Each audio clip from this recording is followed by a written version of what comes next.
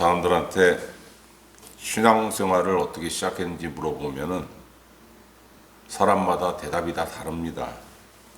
케바키라 그러죠. 케이스 바이 케이스. 왜 그럴까? 사람마다 처한 환경이 다 다르고 살아가는 사정이 다 달라요.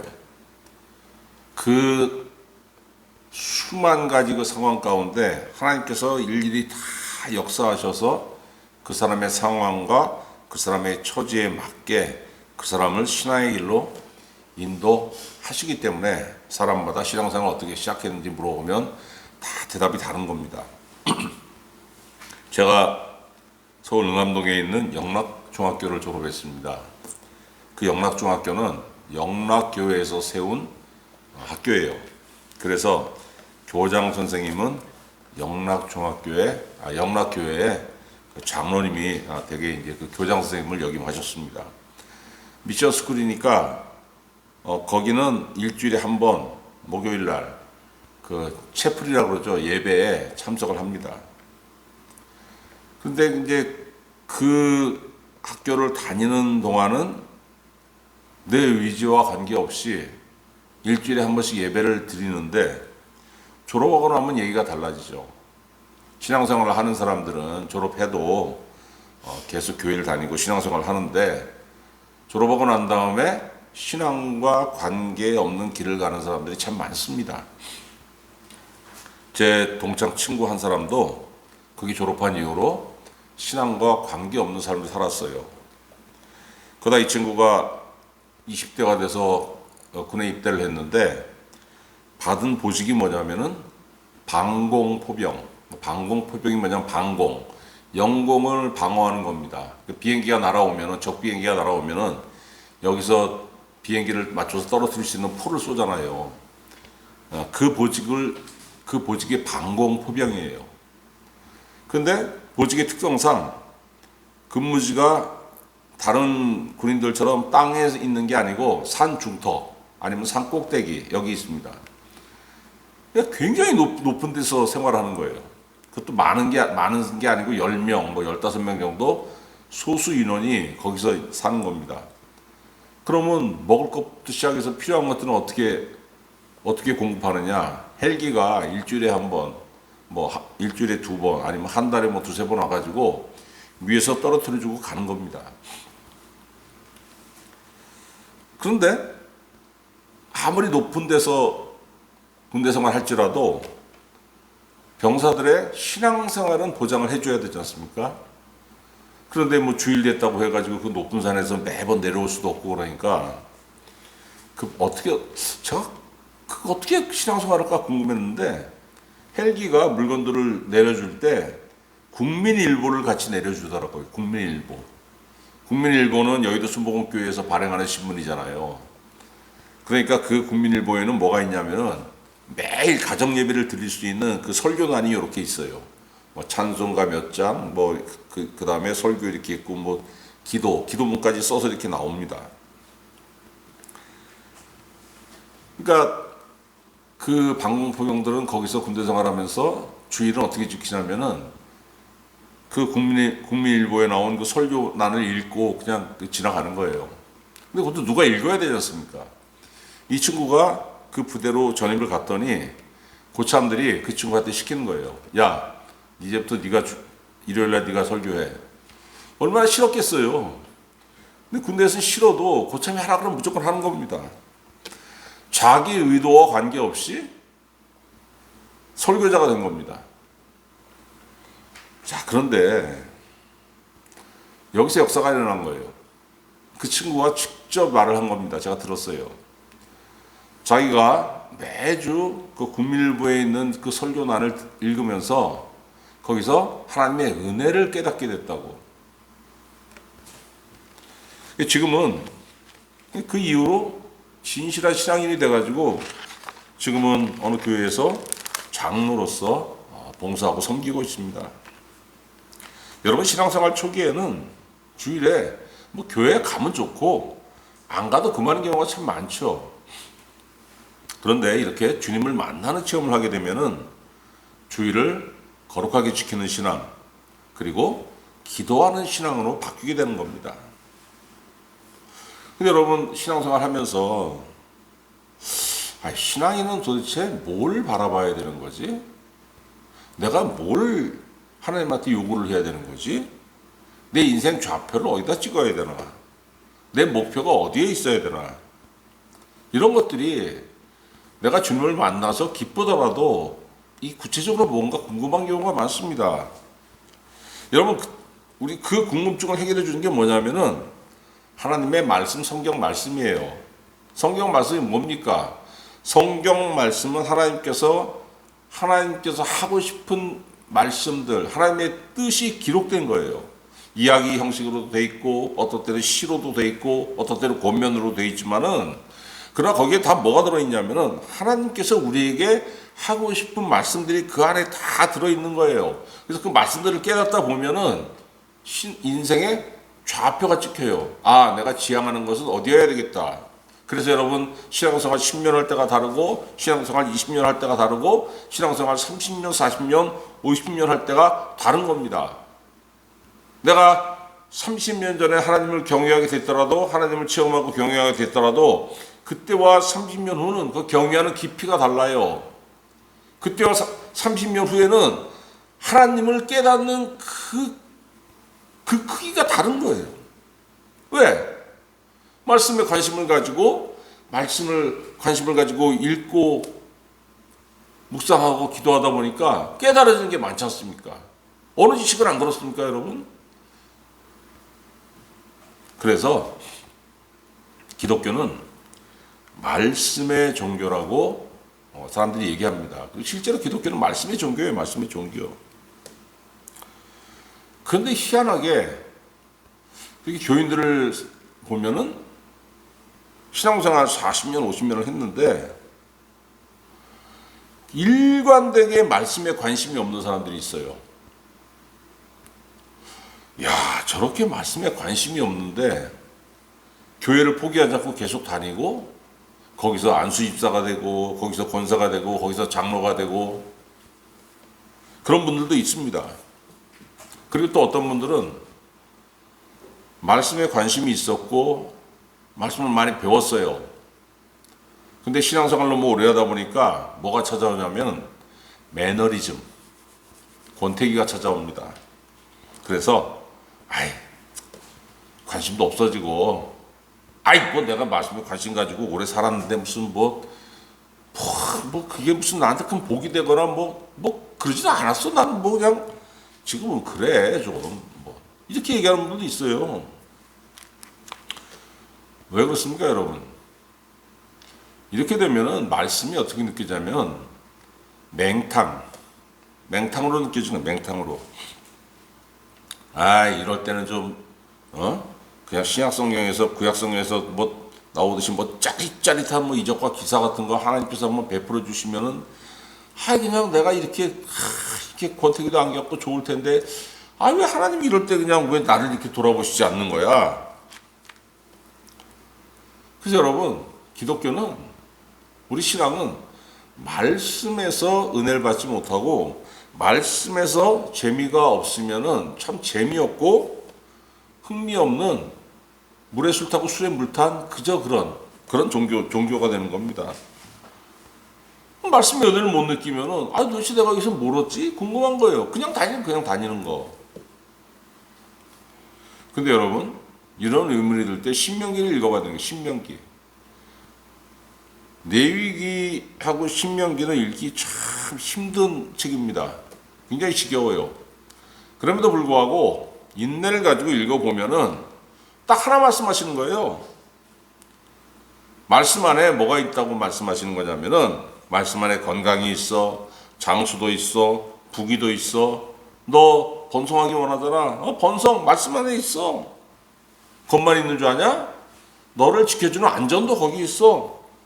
너 개인적인 안전도 하나님의 말씀이 지켜주시는 거고 네가 속한 집단, 네가 속한 국가에 대한 그 안보도 말씀 안에 다 있는 거야. 그게 뭐예요, 여러분? 결국 다 종합하면 평안. 세상에 얻을 수 없는 평안이 하나님의 말씀 안에 다 들어있다고 신명기가 우리에게 말씀하고 계시는 거예요. 그럼 이걸 누구한테 보장하느냐? 교회를 다닌다고 이게 보장되는 게 아니고 교회를 다니면서 하나님의 말씀을 신뢰하는 자들에게 이것들을 하나님께서 다 보장한다고 약속하신 겁니다. 여러분, 말씀을 신뢰하게 되고 말씀의 은혜를 받게 되면은 살면서 뭐 다급하게 쫓기거나 그런 게 놓이진 않아요. 이사야 28장 16절, 그러므로 주 여호와께서 이같이 이르시되 보라 내가 한 돌을 시온에 두어 기초를 삼았노니 곧 시험한 돌이요 귀하고 견고한 기초돌이라 그것을 믿는 이는 다급하게 되지 아니하리로다. 하나님께서 시온에 두신 그 기초돌, 이건 뭐냐면 예수 그리스도를 말씀하시는 거예요. 예수 그리스도를 믿게 되고 예수 그리스도의 말씀 안에 들어가게 되면은 그것을 믿는 이는 다급하게 되지 아니하리로다. 다급한 게 뭡니까? 누구한테 쫓길 때, 빚쟁이한테 쫓길 때, 나를 죽이려고 하는 사람에게 쫓길 때, 나를 누리려고 하는, 나를 억압하는 사람에게 쫓기는 것이 다급하게 되는 거예요. 그걸 당하지 않는다고 하나님께서 분명히 우리에게 말씀으로 약속해 주신 겁니다. 말씀의 약속이 얼마나 귀합니까? 세상이 없어질 때까지 이 말씀은 없어지지 않아요. 왜? 기록에 남아 있으니까. 천지는 없어져도 내만 없어지지 않는다고 하나님께서 분명히 말씀하셨잖아요. 평생을 살아가면서 이 말씀을 의지하는 사람은 다급함에 쫓기게 되는 그런 위기에 처하지 않는다고 하나님께서 말씀으로 분명히 약속해 주신 거예요. 누구한테? 예수 그리스도를 믿고 은혜 받는 사람에게. 여러분, 하나님이 번영의 은혜를 베풀어 주시면은 삶이 참 윤택해집니다. 그런데 이 은혜를 받으면 어떻게 해야 돼요? 하나님께 감사하고 재미있게 살아가야 되는 거예요. 그런데 그 중에는 너무 많은 그 물질의 은혜를 받으면은 물질이 주는 재미에 푹 빠져가지고 말씀의 은혜를 놓치는 사람이 있습니다. 누가 그랬습니까? 솔로몬이 그랬잖아요. 솔로몬이 인생 후반부에. 그리고 제가 신앙생활하던 교회에서 어떤 여자 집사님, 정말로 기도 많이 했어요. 참 어려운 처지에 처해가지고 하나님의 은혜로 벗어나기 위해서 얼마나 기도를 남이 와도 어마무시하게 많이 했어요. 그러니까 각종 은사가 다 오는 겁니다. 그냥 그 집사님한테 물어보면 모르는 게 없어요. 영적인 은혜부터 시작해서. 근데 그 집사님 기도의 공적인 제목은 뭐냐면, 하나님 나에게 물질을 좀 주옵소서. 너무 가난합니다. 그리고 사람이 통이 커놓으니까 그냥 짠점프 바라는 게 아니고 하나님한테 어마어마하게 큰 걸 바라고 기도했어요. 하나님께서 그 사람의 기도를 들어주셨습니다. 그래서 뭐 지금은 별 볼 일 없지만은 80년대에 서울대공원이 얼마나 그 사람들이 놀러를 많이 갔습니까? 서울대공원에서 식당을 운영할 수 있는 은혜를 베풀어 주셨어요. 여러분, 근데 여기 함정이 뭐냐면은 그 식당이 언제 매출이 제일 많이 올라갑니까? 일요일날, 주일날. 주일날 사람들이 많이 오잖아요. 그 주변에 뭐라고 권면했냐면은, 아이고 집사님, 주일에는 다른 사람한테 맡기고 교회 안 다니는 사람한테 맡기고 집사님은 신앙생활 해야지. 매출이 제일 많이 오르는 날이라고 해가지고 예배 빼먹고 거기 가면 어떻게? 권면을 많이 했는데 이 양반 딴 거에서는 그렇게 통 크게 놀더니 그건 못 놓더라고요. 그 2, 3년 지나고 나니까 어떻게 됐습니까? 하나님께서 다시 다 걷어가 버렸어요. 다시 다.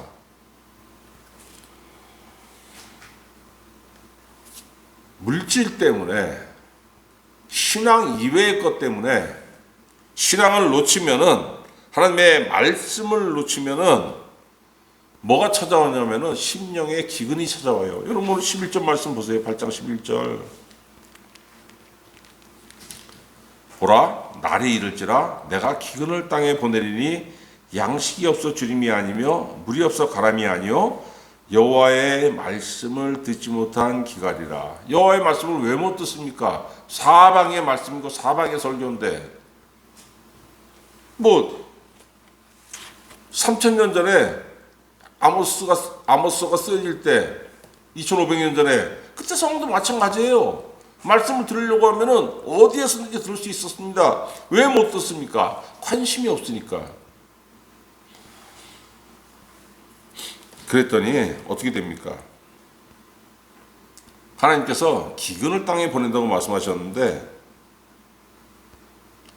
여러분 이게 실제로 이 아모스가 쓰여질 때 그 이스라엘이 어떤 지경이었냐면 남과 북이 나눠졌어요.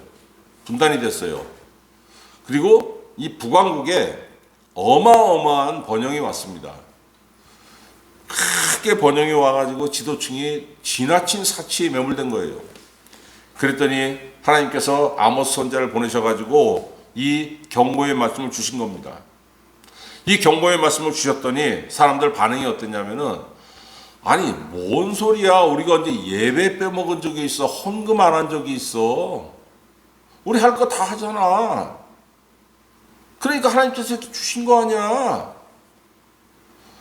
야, 언제 우리가 이런 물질적인 번영 누려본 적이 있냐, 이거 다 하나님께서 우리에게 복 주셨다는 증표라니까.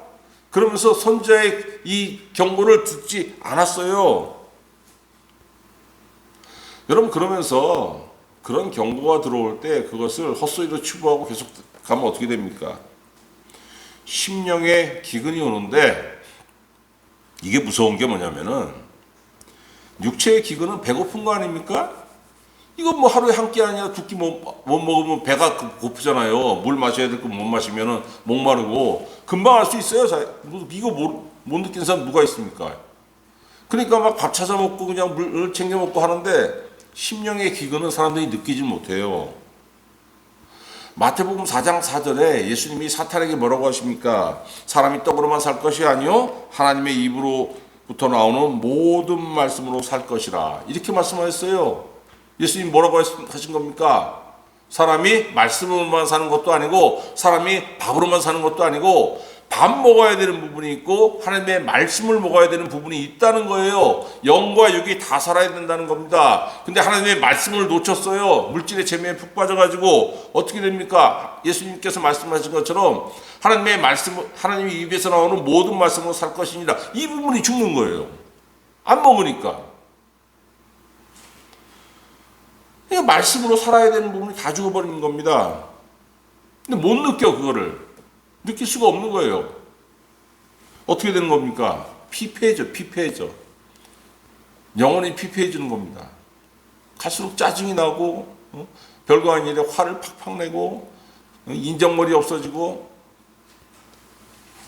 그런데 대부분의 사람들이 그 부분에서 어떻게 대처를 하냐면은, 아, 내가 왜 이러지? 맞아, 돈이 부족해서 그래. 원래 한 100억 있어야 되는데 내 재산이 20억밖에 없잖아. 더 채우자, 더 채워. 그럼 막 그냥 지금처럼 피피한 게 아니고 막 윤택해지겠지. 대부분이 그래요. 여러분, 기도원에 가보면은 영혼이 피폐해져가지고 망한 인생들이 참 많이 옵니다. 뭐 돈이 없고 뭐 병들고 다 했는데 얘기를 해보면은 결국 원인이 뭐냐면 영혼이 피폐해져가지고 다 그렇게 되는 거예요. 그리고 평소 그들에게 경고가 없었냐? 있었어요. 구약시대에 하나님께서 선지자들을 보내서 경고하신 것처럼 이 사람들에게도 경고가 있었습니다. 근데 무시하고 살다가 재앙이 닥치니까 어떻게 할 방법이 없으니까 기도원에 온 거예요. 여러분, 그래도 그 사람들은 얼마나 복된 겁니까? 망했지만은 돌이킬 수 있도록 하나님께 기회를 주신 거잖아요. 기도원에 와가지고 하나님, 나 망했습니다. 내 잘못입니다. 그래도 깨닫게 해주시니 감사합니다. 기도하면 어떻게 돼요? 하나님께서 회복시켜 주신다고 약속하셨지 않습니까? 시편 107편, 사람이 흑암과 사망의 그늘에 앉으며 곤고와 쇠사슬에 매임은 하나님의 말씀을 거역하며 지존자의 뜻을 멸시함이라. 분명히 나오잖아요. 하나님의 말씀을 거역하며 지존자의 뜻을 멸시함이라. 그랬더니 흑암과 사망의 그늘에 앉으며 곤고와 쇠사슬에 매였더라. 그런데 그걸로 끝이 아니라는 겁니다. 이에 그들이 그 환난 중에 여호와께 부르짖음에 그들의 고통에서 구원하시되 흑암과 사망의 그늘에서 인도하여 내시고 그들의 얽어맨 줄을 끊으셨도다. 여러분, 인생은 잘못돼가지고 망할 수 있어요. 그러나 망하는 것으로 끝이 아니라는 겁니다. 내가 왜 망했나? 깨달아 알면 되는 거죠. 하나님의 말씀을 무시하고 살았더니 망했구나. 부르시면 되는 겁니다. 다시 하나님께서 회복시켜 주신다고, 이거 글자로 약속하잖아요. 글자로. 세상 끝날까지 이 약속이 없어지지 않는다는 말씀이에요. 그게. 그런데 여러분, 실제로 숨 넘어가는데 지금 믿으라는 권면을 물리치는 사람들이 참 부지기수로 많더라고요. 어떻게 됩니까? 영원히 망하는 거. 돌이키지 않으면 어떻게 되는 겁니까? 흑암과 사망의 그늘에 앉고 공고와 쇠사슬에 매여가지고 그 상태로 죽는 거예요. 성도가 말씀을 떠나면은 이처럼 어마무시한 그 결과가 오지만은 말씀 안에 거하게 되면 어떻게 됩니까? 참 큰 은혜를 맺게 됩니다. 여러분, 하나님의 말씀은 그 사모하는 자 안에서 어떻게 되는 거예요? 샘 솟는 거예요. 샘 솟는 거. 요한복음 7장 37절, 누구든지 목마르거든 내게로 와서 마시라. 나를 믿는 자는 성경에 이른 것 같이 그 배에서 생수의 강이 흘러나오리라. 예수님이 직접 말씀하신 겁니다. 요한계시록 21장 6절, 나는 알파와 오메가요 처음과 마지막이라. 내가 생명수 샘물을 목마른 자에게 값없이 주리라. 그래서 여러분, 말씀의 은혜는 말씀을 사모하는 사람에게 어떻게 불어나냐면 복리이자로 불어나요. 복리이자로.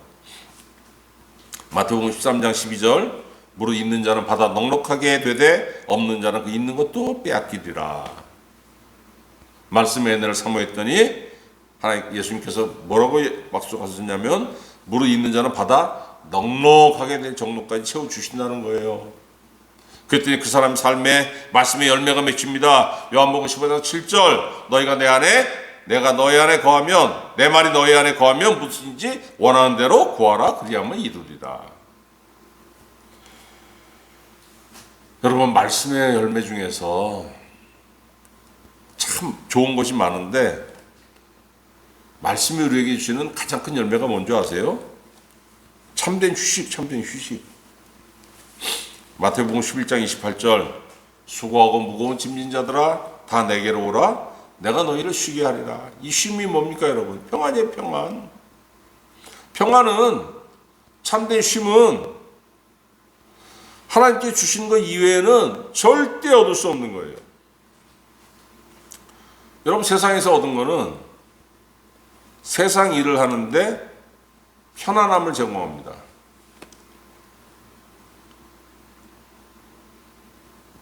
침대가, 좋은 침대 얼마나 비쌉니까? 광고 봤잖아요. 굉장히 비싼 시모스 침대는 흔들리지 않는 편안함을 제공한다고 광고 얼마 전까지 나왔지 않습니까? 여보, 우리 침대는 시모스가 아니에요. 뭐 그러면서. 그런데 말씀이 우리에게 주는 거는 편안이 아니고 평안. 평안은 세상의 유혹에서 흔들리지 않는 겁니다. 세상의 위협에 흔들리지 않는 거예요. 그 사람에게 뭐가 있습니까? 진정한 쉼이 있는 거예요. 그럼 살다 보면 뭐가 있습니까? 저 사람 말씀의 은혜가 없는 사람인데, 그 오래 보면 알죠. 말씀에 관심이 없는 사람인데 평생 성경책 열어서 읽는 걸 내가 못 봤는데 굉장히 경건한 것처럼 자기 자신을 꾸미는 사람들이 있습니다. 예수님 그 사람들에게 뭐라고 하셨냐면은 외식하는 자들이라고 욕하셨어요. 위선자들.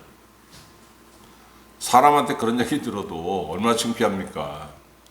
근데 그걸 주님한테 그런 얘기 들으면은 그게 망한 인생이죠, 그게. 그럼 왜 외식을 하느냐? 왜? 그 사람들 안에 도대체 뭐가 있을까? 뭐가 있길래 저렇게 뻔한 거짓말을 하나? 누가복음 16장 13절, 집 하인이 두 주인을 섬길 수 없나니 혹 이를 미워하고 저를 사랑하거나 혹 이를 중히 여기고 저를 경히 여길 것임이니라. 너희는 하나님과 죄물을 겸하여 섬길 수 없느니라 이렇게 말씀하셨어요. 그랬더니 바리새인들의 반응이 뭐냐면 바리새인들은 돈을 좋아하는 자들이라. 이 모든 것을 듣고 비웃거늘. 하나님과 재물을 겸하여 섬길 수 없다고 예수님 말씀하시니까 바리새인들이 그 말씀을 듣고 비웃었는데 왜? 그 사람들은 돈을 좋아하는 자들이라. 여러분 이거 중요한 말씀이에요. 바리새인들은 돈을 좋아하는 자들이라. 누가복음 16장 14절. 아니 누군 돈 싫어합니까? 돈은 다 좋아하는 겁니다. 그런데 이 말씀하실 때 이 돈을 좋아한다는 거는 우리가 일반적으로 돈 좋아하는 거하고 다른 거예요. 돈에 환장해가지고 돈에 집착하는 걸 말씀하시는 거야. 돈에 집착하는 것. 그 뭐예요? 수전노라 그러잖아요. 돈의 노예.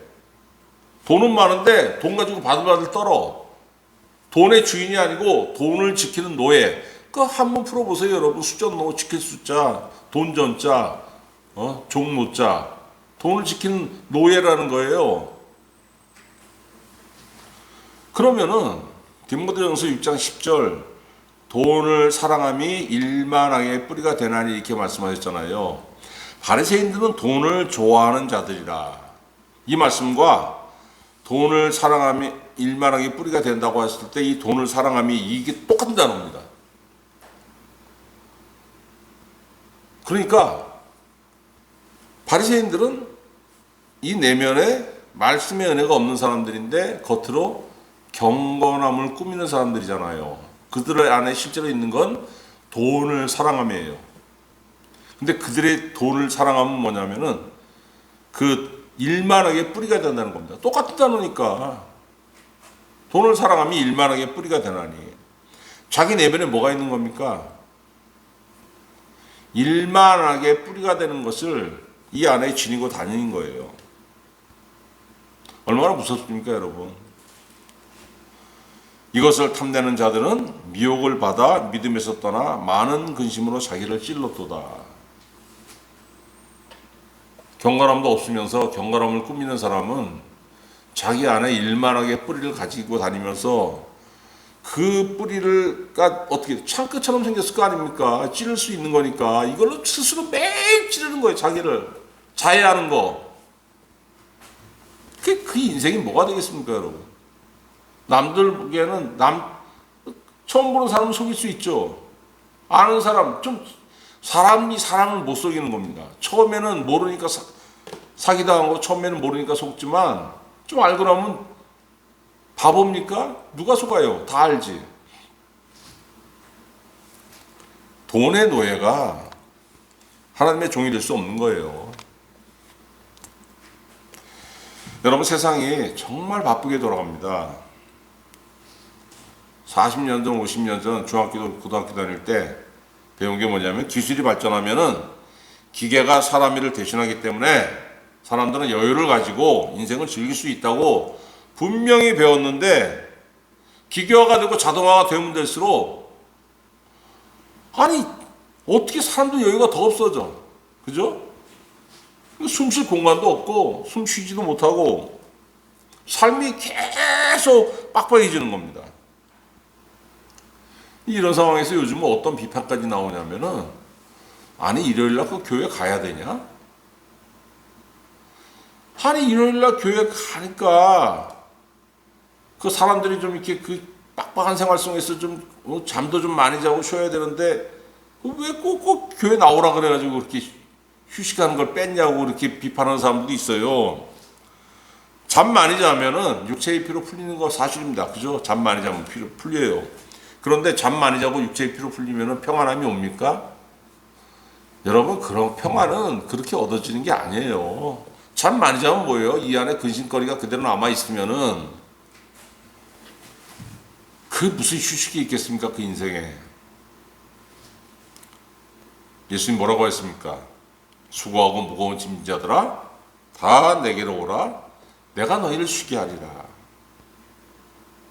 예수님의 말씀 하나님의 말씀 안에 진정한 쉼이 있고 진정한 평안이 있는 겁니다. 이 안에 말씀의 샘이 마르지 않아야 되는 거예요. 예수님이 내 안에 계시면은 그 안에서 말씀의 샘이 계속 솟아나오잖아요. 여러분, 하나님께서 안식일을 제정하셨습니다. 창세기에 보면은 왜 그랬습니까? 바쁘게 살지, 힘들지, 그래도 인생에 내가 너에게 허락한 모든 시간 중에서 7분의 1은 좀 쉬어. 어떻게 쉴 수 있습니까? 주님 앞에 나오면 쉬는 거예요. 말씀을 들으면 쉬는 겁니다. 기도하면 쉼이 와요. 은혜 안에 있으면 평안이 와요. 예배가 뭡니까, 여러분? 내 심령에 말씀을 채우는 시간이고 내 심령에 휴식을 채우는 시간이에요. 뭘로? 하나님의 말씀으로. 신앙의 연수가 더해지는 만큼 말씀의 은혜가 차고 넘쳐야 되는 거예요. 그 사람에게 뭐가 있습니까? 평안이 있죠. 쉼이 있죠. 그래서 인생이 어떻게 변합니다. 어떻게 변해요? 여유 있는 인생. 사람들은 돈이 많아야 여유가 있다고 생각하는데 돈이 많으면 풍족해지죠. 그런데 진정한 여유는 어디서 옵니까? 말씀에서 오는 거예요. 하나님의 은혜에서. 여러분, 신앙생활이 여러분 삶 속에서 더해지면서 그 더해지는 신앙의 연수만큼 말씀의 은혜가 여러분에게 차고 넘침으로 인해서 여러분의 삶에 진정한 평안, 진정한 휴식이 넘치기를 우리 주 예수 그리스도의 이름으로 축원합니다. 기도하겠습니다.